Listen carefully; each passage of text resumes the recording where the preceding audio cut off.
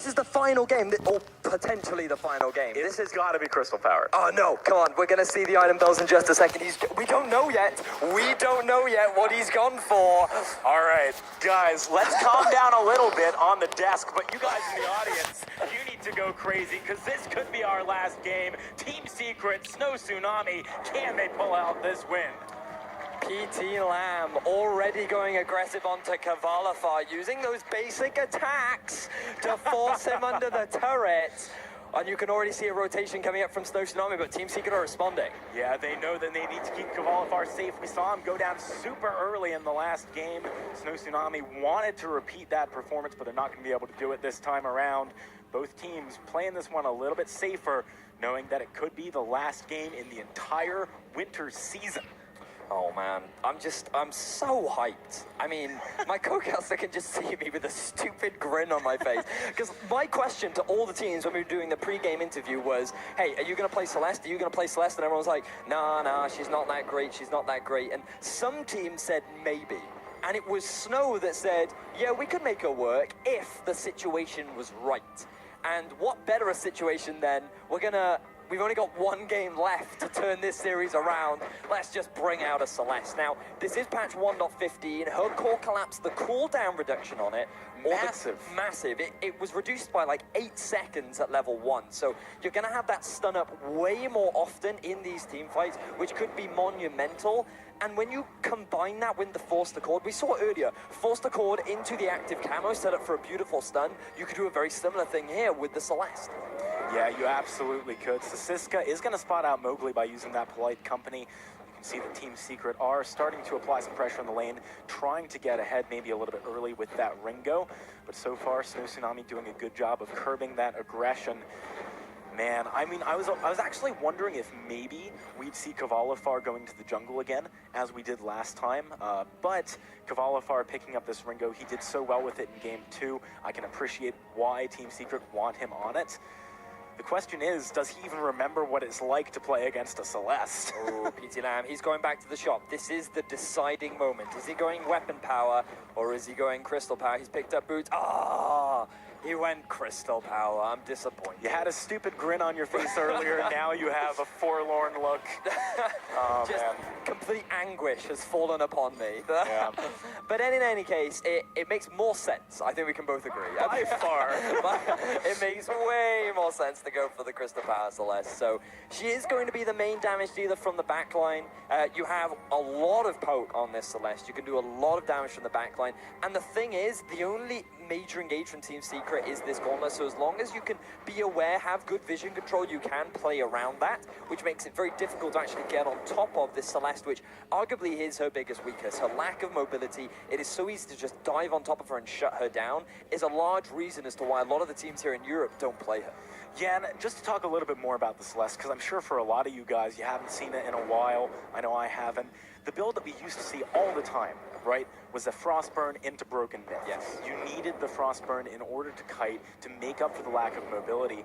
Whether or not PT Lamb goes for that this time should be interesting to see. Kavalifar is taking a lot of damage right now. The counter engage out of Snow Tsunami. Wow. He nearly goes down, but just about able to survive. Palmatoro can't find a return on the front line. First blood in what could be this final game goes the way of Snow Tsunami. That was a great core collapse coming out from PT Oh, Lamb, look at but they're me. not done. He's going for it. He manages to pick up the kill, trading his life for it, though. Not the best situation for Snow Tsunami, but I'm sure they're going to be happy with Kavalifar not being able to farm for a little bit, because we know what he's like with farm. Still, look at me. Super aggressive once again. Snow Tsunami are pulling out all the stops in this third game. They want to prove that they can compete against Team Secret, and they seemed out of sorts in Game 1 and Game 2. They realized their backs are up against the wall, and that seems to be all the pressure that they need to suddenly kick things into gear.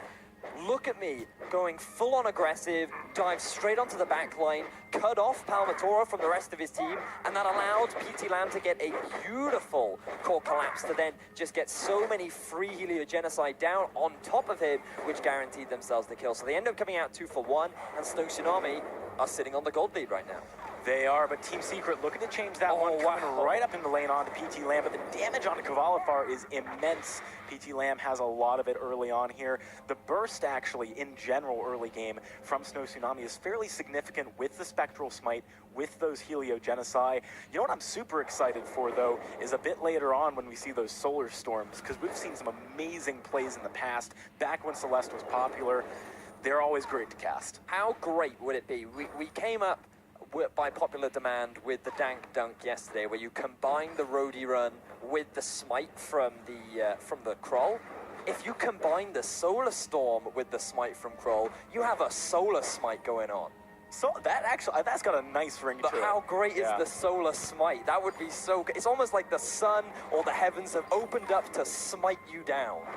Yeah, I mean, that's pretty legit. That's why in a lot of games, you know, you get like priests and clerics with smite abilities. Exactly. It's just, that has now become the dream for me. That is what I'm looking for, to call out the Solar Smite combo. So that's something to look forward to as the game progresses. But right now, things have slowed down a little bit. The gold gap has closed. We're certainly sitting at about that standard 400 to 300 that you do often see in the early game. PT Lamb has just reached that level 6 and has actually gone for a very early broken myth.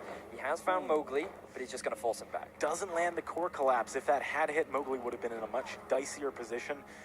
Potentially even having to use the gauntlet away. So it's big for Team Secret that he was able to just walk away unscathed. Right now, Kvalifar has caught up in farm.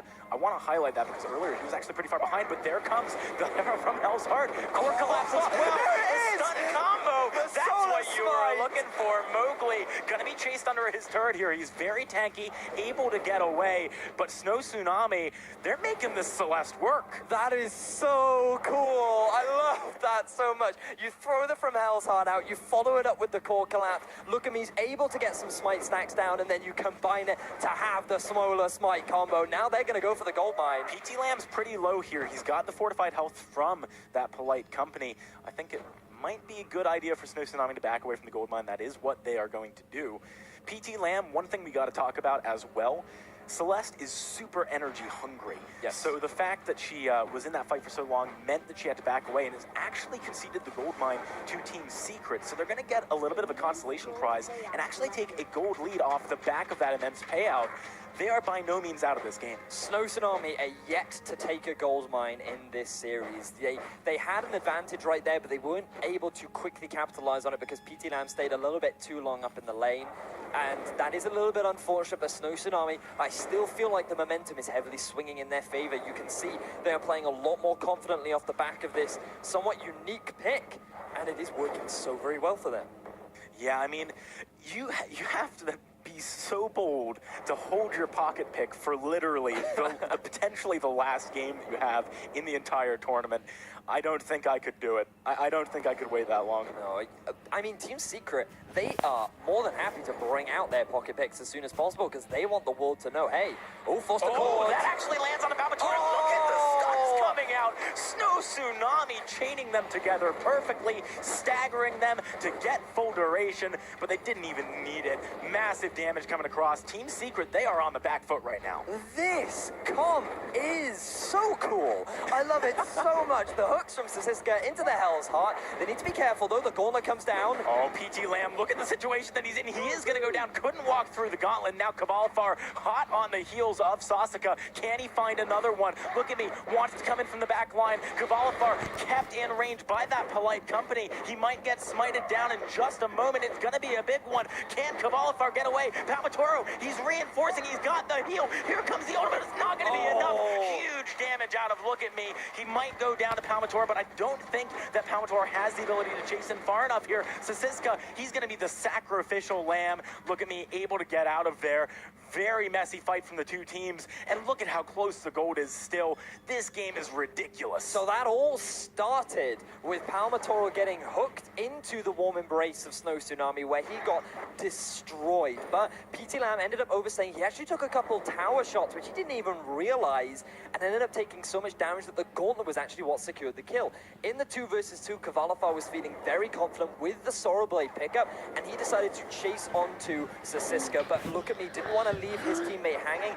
He came back, and the only reason they ended up trading 1-for-1 in that final engagement was because Palmatoro had rejoined the fight. If he hadn't, that could have easily gone in the favor of Snow Tsunami. These fights are so much closer than we've seen in the past, and it just feels like this game 3 is so open as to who can win. Some people, when their backs are against the wall, they get scared. They're in a bad situation. Hang on a second, though. Mobley, he's going to be engaged on yet again. Look at the crowd control coming through from Snow Tsunami. The Fountain doing some good work, but there's from Hell's Heart. Mobley cannot get out of there. Snow Tsunami with their 6th kill of the game. They're going to get a turret off the back of this one.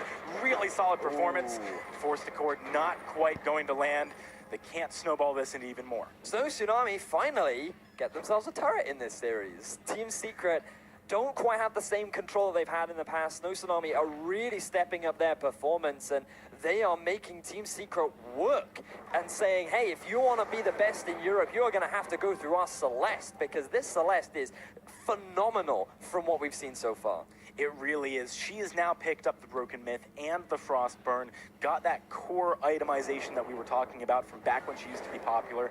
Where she goes from here is a little bit more luxury-based. It's very likely to be that Eve of Harvest. As you were saying earlier on, she needs that energy regeneration. She's very much about spamming those Heliogenocide, using the spell rotation as often as possible, and you need energy for that. So Eve of Harvest is a great substitute, and it gives you a little bit of extra sustain in these long drawn-out fights. So wouldn't surprise me if that is the next item of choice, and then rounding things off with that heavy crystal power item in the form of that Shatter Glass, which Palmatoro has already got. So by going for that, he is telling the team, we are building around Kavalifar, and we're relying on him in this game 3. You know, I love this draft coming out from Snow Tsunami, because the thing is, as well, as they're against a Ringo buff composition, it's going to be super hard in the later stages of the game for Kavalifar to rip through the front line, and you've got to do that before you get onto PT Lamb.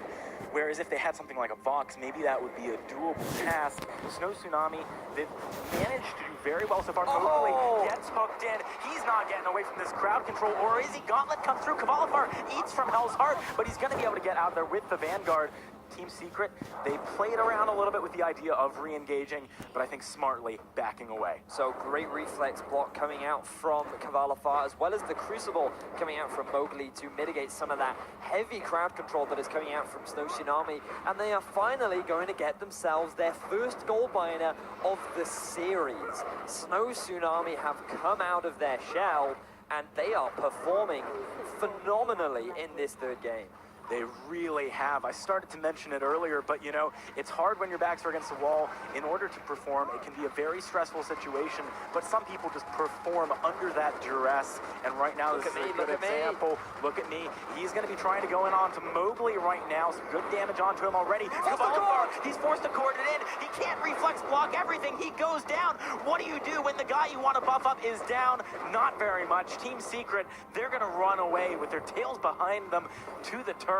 Snow Tsunami are on fire right now. Holy moly, who knew that Sasiska was such a good fisherman, landing that onto Kavalifar through all that mess and setting him up to get the kill was just phenomenal. Look at me, taking a lot of damage though. But he's got the sustain from that smite. He's able to back away. Mowgli still hovering around, maybe wants to go for some kind of engage with PT Lamb being so low on energy. Palmatoro does have a lot of damage right now. PT Lamb, the reflex block at the last second keeps him healthy, and now look at me, wants to go on the back line. There's a burst of judgment. It is going to stun out. Look at me. He is going to go down. Team Secret finding their first return kill in quite some time, but that bought enough time for PT Lamb to get back to base. Can Team Secret finally take a turret here?